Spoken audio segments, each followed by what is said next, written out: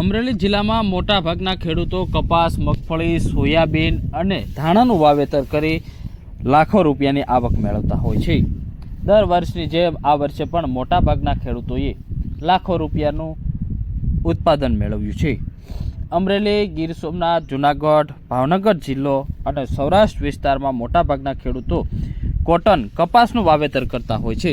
ત્યારબાદ શિયાળુ સિઝનની અંદર ધાણા, ચણાનું વાવેતર મબલક કરતા હોય છે.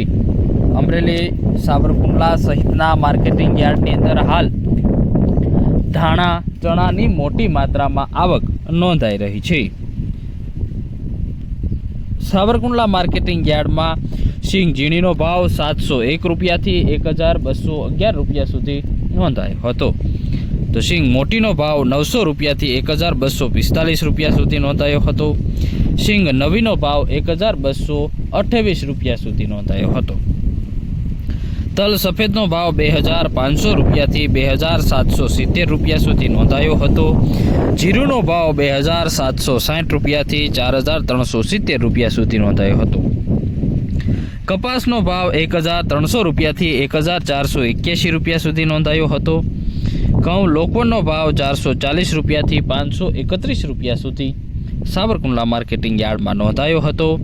ઘઉં ટુકડાનો ભાવ 451 રૂપિયાથી 565 રૂપિયા સુધી નોંધાયો હતો. બાજરાનો ભાવ 425 રૂપિયાથી 506 રૂપિયા સુધી નોંધાયો હતો. જુવારનો ભાવ 400 રૂપિયાથી 701 રૂપિયા સુધી નોંધાયો હતો. મોટી સંખ્યામાં ખેડૂતો માર્કેટિંગ યાર્ડ ખાતે પહોંચ્યા હતા, સારા ભાવ મેળવ્યા હતા. તો સાથે જ આજે સાવરકુંડલા માર્કેટિંગ યાર્ડમાં ચણાની હરાજી કરવામાં આવી હતી. ચણાનો ભાવ 1070 રૂપિયાથી 1234 રૂપિયા સુધી નોંધાયો હતો. દેશી ચણાનો ભાવ 1100 રૂપિયાથી 1300 રૂપિયા સુધી નોંધાયો હતો. તુવેરનો ભાવ 1800 રૂપિયાથી 2200 રૂપિયા સુધી નોંધાયો હતો. એરડીનો ભાવ 900 રૂપિયાથી 1070 રૂપિયા સુધી નોંધાયો હતો. મેથીનો ભાવ 850 રૂપિયાથી 991 રૂપિયા સુધી નોંધાયો હતો. ધાણાનો ભાવ 1100 રૂપિયાથી 1401 રૂપિયા સુધી નોંધાયો હતો. તો સોયાબીનનો ભાવ 812 રૂપિયા નોંધાયો હતો અને મકાઈની હરાજી કરવામાં આવી હતી. મકાઈનો ભાવ 576 રૂપિયા સુધી નોંધાયો હતો.